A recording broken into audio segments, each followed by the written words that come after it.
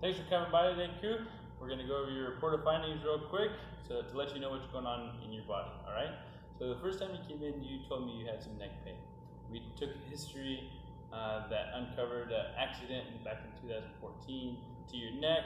Then we did some exams that elicited the same pain, namely the maximum cervical pressure maneuver, where you looked up, looked away, and I pushed on top of your head. You remember doing that? Yeah. So we did that. That elicited some pain, and then I picked up on your neck, and that made it feel better in your neck. Those two findings helped me correlate, along with the X-ray findings that we'll talk about a little later, to a diagnosis that goes by the name of cervical facet syndrome. All right. So in order to explain cervical facet syndrome, I want you to take a look at the spine. There's a lot of stuff going on here, but we mostly want to take a look at what's called the facet joints. So back here in the back of the neck, there's these joints that lay on top of one another, kind of like this. Right there, you see those? They lay on top of one another, and they allow your neck to move how it does. Okay, you can laterally flex, you can flex your head forward or lift your head back. All those things, those joints, along with the other joints that are here, like the disc, and then the uncinate processes, which are inside, they allow your neck to move as you can move it, right? So cervical facet syndrome refers to pain that comes from the facet joint and is elicited by the exams that we did, as well as the decreased range of motion that you have, like your decreased flexion, your decreased ability to look down, look up, side to side, right? So those things correlate with cervical facet syndrome, as well as the X-ray finding. So we looked at the plastic spine. We're going to look at a real X-ray now, a normal X-ray. As you can see, it has a nice curve, well demarcated edges around the bodies. You can see here, these edges, the spine's processes, which is the back things here, they all look nice. And then the facet joints that we talked about, they are clear, and there's no changes along the spine. They all look very, very nice, right? So this is a normal X-ray. I'm going to pull up your X-ray now, and I want you to tell me what you notice is different. And right off the bat, that curve that you're talking about. Perfect. Yeah. There's actually a reversal of the curve. The curve should go this way. Yours kind of goes back a little ways. Right. Anything else you notice? The edges that you're talking about. Yeah, exactly. You're down here at C6, your sixth vertebra. It's a little bumpy, right? Same thing here. It's a little bumpy at C5. And those correlate with some of the findings we have, as well as right here at the facet, it's a little bit wider along the edges, and that's an abnormal finding right here, especially up here at C2 and C3. So those findings are indicative of cervical facet syndrome. All right. Do you have any questions about that, cervical facet syndrome? All right. So we're gonna talk about now what we're going to do in order to get you out of pain and or reduce your amount of pain via chiropractic. So we're going to put you on what's called a care plan. I'm going to adjust you under what's called the drop table technique.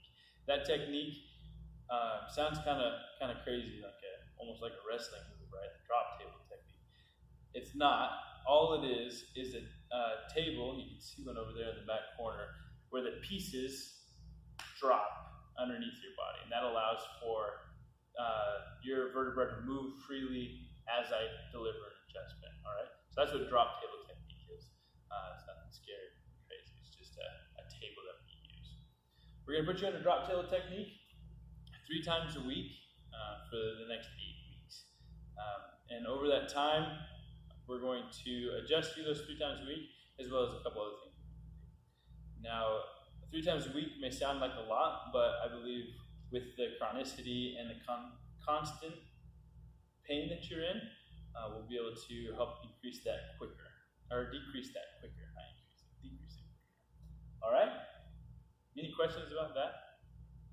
On top of the adjustments, you mentioned, and as we went through your exam, you had some tight muscles in your lower back. The muscles that you were explaining to me that were tight are these ones here. Your paraspinal muscles in your thoracolumbar. We're going to use an instrument called a arthrostim, which is a little machine that taps against your spine and against the muscles to soften those up and help you decrease the amount of tightness in those muscles, right? To relax those muscles so that your whole body can move better. All right? That's called arthrostim, and it should help you an awful lot. My goals for you are the same goals that you have. I took your goals, the ones where you said you wanted to lift weights more and be able to do that more often, because that's one of your major hobbies, where you wanted to increase your focus, because right now you have a decreased amount of time you can focus due to pain. We want to increase that, increase the amount of time you can read without any pain as well. We want to increase or decrease all of your pain and allow you to do the hobbies that you miss doing or you miss out on because you are in pain when you do them. So those are the goals that I have. And by doing these chiropractic adjustments and a little bit of muscle work, we'll be able to hopefully allow your body to heal more. All right? So there's more than just what I'm going to do for you, though. Chiropractic adjustments, the arthrostim, all that stuff is known as passive care. Passive care is things that I will do for you. We also need your help to heal your body. So we're going to include some active care. First, I want to congratulate you on working out 3 times a week. That's great. Hour and a half is what you're doing right now, is what you told me. We're going to throw a couple exercises in there to help stabilize your core, help you breathe better and all that sort of thing, so that you can have a stable base for your whole body to sit on in your core. So that's what we'll add, that active care into your care plan, as well as we want to change up a couple of your habits. We want to increase your sleep to 7 to 8 hours a week, and then we also want to increase your fruit and veggie intake. We're going to give you a handout on all of those. I got a handout for you on all those things: your exercises and your sleep and your fruit and veggie intake, so that you can increase your healing quicker. All right. Your body needs its sleep to heal, and the nutrients in fruit and vegetables to heal quicker. All right. So that's what we want your input as well on this. Okay. Yeah. Any questions with anything that I've talked about so far? Good on cervical facet syndrome. Yeah. Good on your passive care versus the active care. All right. Is there anything you would like to change up in the care plan that you're not comfortable with? Perfect.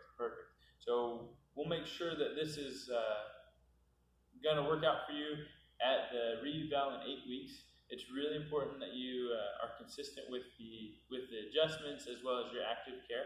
That's what's going to get you healed faster. All right. Because no matter how much we do, we can't heal you, right? You have to heal yourself. Your body is the only thing that can heal itself. Chiropractic, all it does is facilitate healing within your body. It frees up the potential that you have and allows your body to communicate better so that you can heal. So that's what we're going to do, and hopefully get you back to squatting those big weights that you were so fun for, all right? Thanks for coming in. See you next time.